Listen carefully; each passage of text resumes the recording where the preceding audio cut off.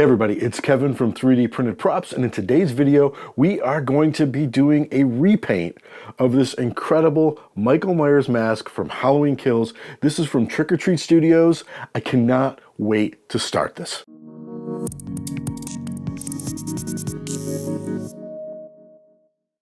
As we've talked about in previous videos, we have access to some great stuff here. We can actually get the real things that were used on screen. Screen accurate props, screen accurate clothing. Exciting. And this mask is no different, and it's even cooler because this from Trick or Treat Studios, again, links will be below where I pick up all this stuff.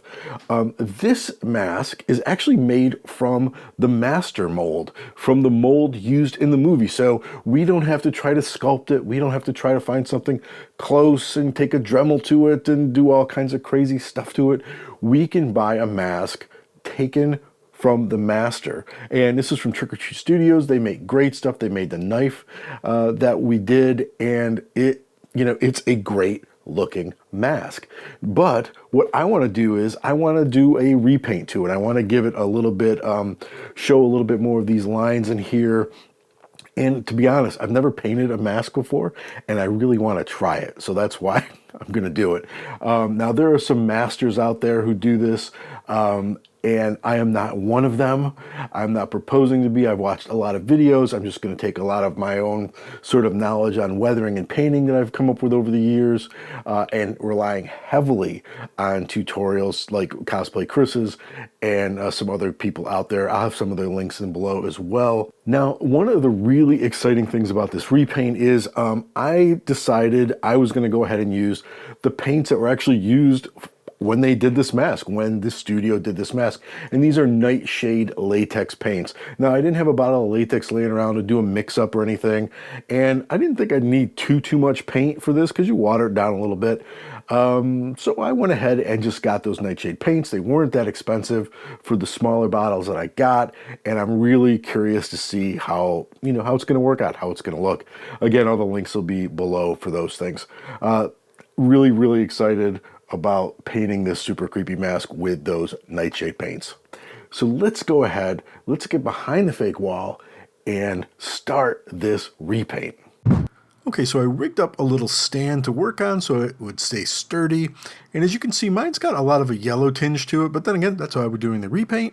But before we start painting, I'm just gonna work on this back hair area. Now, it's a little too long, a little too shaggy. We need to take about 1 inch off, but you can see the hair is glued on in the back. And I've already pulled it up a bit, so I'm just going to pull up a little bit more. I might as well save as much hair as possible. I've got a mask that came with a really good head of hair, no sort of blank spots or anything. But then to get rid of it, I'm just going to take an 80 grit sandpaper. You could use something a little less aggressive, but I can be impatient. And as long as you're careful, you can really just take the hair off pretty quickly with that 80 grit. And there you go. As you can see, both sides, it's gone. Now we're just going to take, like I said, about 1 inch off all the way across both sides of the mask. Just a standard pair of scissors. But as you can see, he sort of looks like he's got a bit of a bowl cut in the back, and I don't know how terrifying he's going to be with a bowl cut. So we're going to just, I don't know what they call this. I'm sure a stylist has something, but I'm just sort of cutting little V's and distressing the back of the hair so it doesn't look like a bowl cut. Again, I'm sure it has a term, but I'm going to call it distressing the back hairline. And that's it. We're done doing that. Now we're going to start with the painting, and for that, these are the Nightshade paints. This is Fright White, Zombie Flesh, and Dead Meat. There's a couple others we're going to be using later on. One of them is, you can see right there, Far Gone and Decomp. Then I got a little bit of distilled water, some cups, some clean rags, all ready to go. Now, first thing I'm going to do is wipe it down pretty quickly with some paint thinner just to get any oils or dirts, anything off of it, because I've been handling this for quite a while. I've had it about a month or two. And the first thing we're going to start is with the Far Gone, because we're going to do our weathering first. So I love these little cups. everything you'll find links for in the description.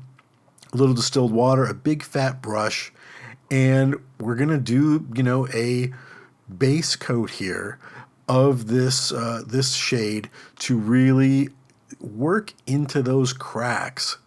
so that all of that really, really cool detail shows that, we see in the references, but the mask itself really doesn't have. I also want to knock back some of the yellow in this area. We'll be adding some yellow to some other areas later, but again, I just thought it needed to get rid of it over there.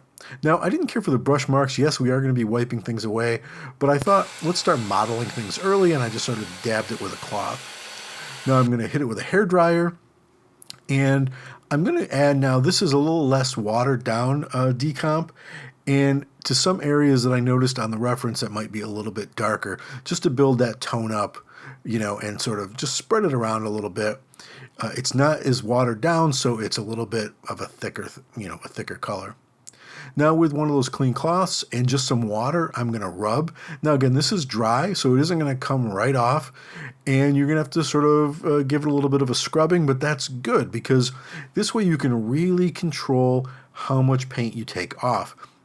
You can see here, I'm not, really bearing down on it, but the high areas, the paint's coming off, and in those gullies and in those detailed areas, the paint is staying, and you're starting to see this really, really cool detail. And you'll have to sort of get in there with your fingers and really work on how to get some of this stuff off. Again, this was dried fully, and as you can see, I'm taking it off. I'm taking it off areas that that don't have that distressed underneath, that texture underneath, and the basic part of the mask, the smooth parts of the mask, they did get a little tinted, which is what we want. We wanted a little bit of a tone to it. Bit of the Far Gone. This has a little bit of a redder tinge than the Decomp. You can sort of see there, and I'm trying to sort of build up layers here. Now this wash, again, I'm not going to dry because I felt like the textures were a little too harsh, so I want to smooth them out a little bit. And I thought a good way of doing that would be put that Decomp on, put a little bit of the dead meat on, and then this way, while they're still wet, wipe them off. So you can see here, the wiping off is a lot easier, and it's smoothing out the textures that we had. And I know you might be looking at it and being like, oh my God, this is looking crazy. Don't panic. If I could say one thing whenever you're doing any type of distressing or weathering, don't panic when you're not sure. Okay, so now we're going to mix up a little bit more of that Far Gone because I like that reddish sort of hue to it that it has, and we're going to mix in a few drops of this yellow ink from Vallejo because I really like the yellows I've seen in some other masks that people have painted, and looking at the reference, there is a little bit of a yellow to it, and I'm just sort of putting that in some areas. Again, you don't want to, when you're starting to getting a modeling effect, you have to sort of move that brush around and don't hit certain areas or hit the whole mask, just hit certain areas. Now again, you can see I'm not letting this dry. You can see how easily it's rubbing off, and I'm starting to like what I'm seeing here. Yes, right now it might look a little too yellow, but we will fix that. Again, we're building up tones, we're building up layers. Now, this is the same thing. It's the Far Gone, but now just a little bit of green dyes, and you might be thinking green. Again, these different tones really help make the mask come alive. Because if you look at references, you'll see that it's not all just white like, the original mask. There are some tones to it. This has been through a fire. Now we're going to start doing some of our dry brushing. So we're using our Fright White, a little mix of zombie flesh, because I don't want to go too white yet. And this was way too much. And now we're doing a dry brush, so I got a little bit of paint on there. I'm wiping most of it off, and I'm just going to skate over the piece. Now, I'm not trying to get in the cracks. I'm not trying to ruin that texture. I'm literally lightly skating over the raised portions of the mask. Now, I mentioned I used way too much paint before. If you're wondering, I bought 8-ounce containers of the Fright White and the zombie flesh and 4-ounce containers of everything else. I could have probably bought the 2-ounce containers of everything and still had plenty to do this mask. So don't let getting these nightshade paints thinking they're really expensive. You can get the 2-ounce ones for, I think, like $3.50, $4 a bottle, and they would be more than enough to finish this mask. So now you can see that some of this yellow, we're tinting it back because doing this dry brush technique with this whitish color is covering over it. And we're starting to get another layer of depth. And to me, this is where it starts really starting to look super creepy. That white, off-white with the yellow, really, really weird. Now you can see I got some brush strokes there. Didn't mean for that to happen, so I just wiped it away with my thumb, and it looks much more natural. Play with this. Have fun with it. If you think something is looking too brushed or too uniform, take a break.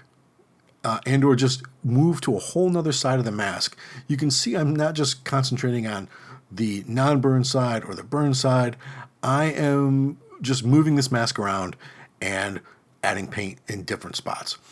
It might look sort of haphazard, but what it's doing is it's making sure you're not creating a uniform effect. Now look at this thing. This looks like dead flesh to me. I am super happy with how this is coming out so far. So if you were looking at it earlier and wondering, oh my God, what is he doing? It looks like a mess. Trust me, there is light at the end of the tunnel. Now I'm going to mix up some of this Decomp with a little bit of those Vallejo inks, the yellow, and a little bit of the Vallejo black acrylics.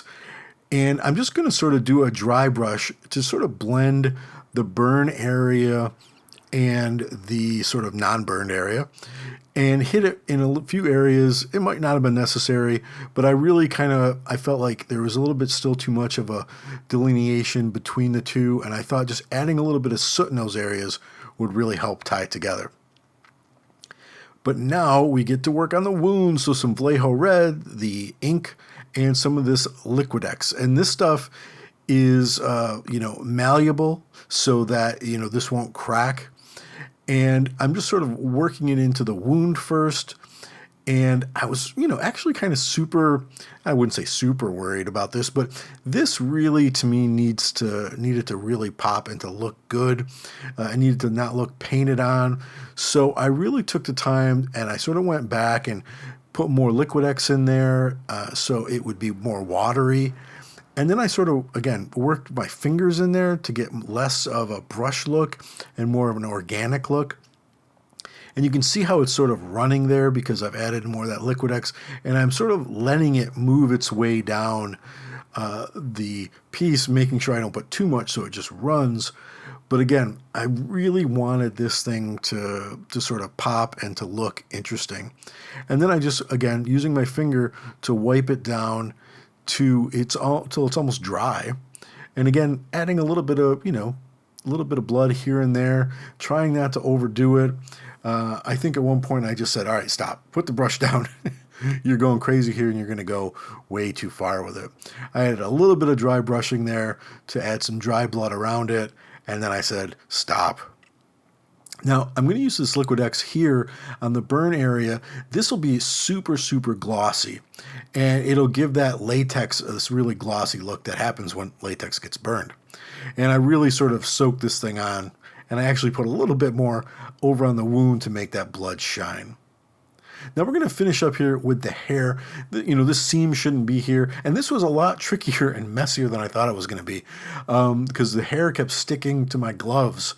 So what you're going to do is you're going to put some super glue down, and then you're just going to sort of pull the hair over that seam line so you don't see it anymore. And again, when you get super glue on your fingers and then you try to touch that hair, sometimes it's going to stick. So don't get frustrated. Don't get worried. Just, wear a pair of gloves so you don't have super glue all over your fingers. Hold it down, give it some time, and there you go. It'll cover it right up and look pretty sharp. Then, of course, we got to do the back because remember we lifted this up. So we glue the back down, hold it down in place, and all the links for everything I use, all the glues and stuff will be in the description below. And now we're going to add a little bit more of that Liquid X to the hair. Again, it'll make it look shiny. It'll make it look like it's been burned. It already does have a little bit of a shine to it, but I wanted to give it a little bit more gloss. Again, we're building layers here. We're building textures. And I added some in the back as well. Then I kind of noticed the hair looked so different on the side. One was totally fantastic. One was burned up. So what I did was I added some of that Decomp and just worked it around the hair a little bit, because that would have some brown and some blacks in it as well from the soot. And this way it doesn't look like it's just, almost like a two-face thing where it's like half and half. Now I'm using my Tamiya dry weathering, and I'm going to add some talc in. A lot of times adding some white into something really helps, because again, we're building layers, and I'm just going to go through, sporadically putting it throughout the hair and giving it another tone. Now we're going to hit it with some hairspray, some Aquanet Firm. I use this for 3D printing, and I'm just going ahead and giving it a full spritz of this stuff, and then working the hair a little bit with my fingers to really sort of hold it down a little bit and make it look really, really sharp. It feels silly doing it, but I tell you what, it really makes a difference. And there it is. We've got this crispy, just shiny burned area. We got these great tones in here. I'm super happy with the blood. And again, the tones to me make the piece. I added some of those reds, some of the yellows into the burn, some of the yellows and greens into the face area. Really happy with how that turned out. Now let's try it on and see how it looks. And again, such a creepy mask. I'm really loving how the light picks up that burn, that crispy area from the Liquid X, the shine, the blood. Looking really cool. Now I'll probably put on a black stocking underneath the mask so you don't see my eyes. I like that look. And if you like this video, please click like and subscribe. Hit that little bell so you'll know when the next cosplay Halloween video comes out. In that video, we are going to be putting it all together and suiting up. I'm really excited to put that one out. Again, guys, thanks a lot for watching. I really appreciate it, and have a great day.